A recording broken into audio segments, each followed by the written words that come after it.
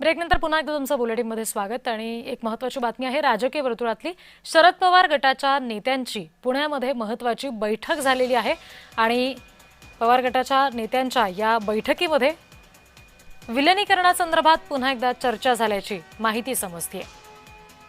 बैठकीदरम्यानचा हा फोटो आपण बघतोय। पवार गटाच्या प्रमुख नेत्यांची पुण्यामध्ये बैठक झाली।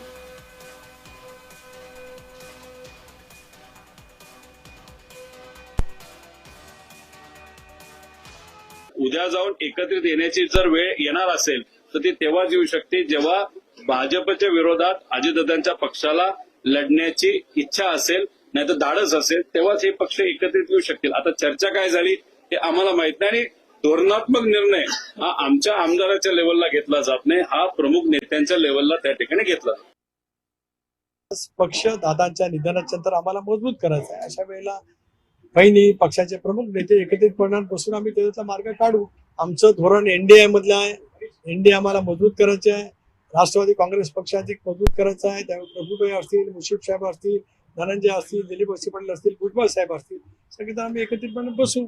अनेक वेळेला वेगवेगळ्या पक्षात राजकीय काही घटना घडत असतात, काही प्रसंग निर्माण होतात, चर्चेतून त्याच्यातला मार्ग निघत असतो। आमच्या सर्वांचं उद्दिष्ट एक आहे, त्या उद्दिष्टाची वाटचाल करण्यासाठी आम्ही सगळ्यांनी एकत्रितपणे बसू, लवकरच बसू।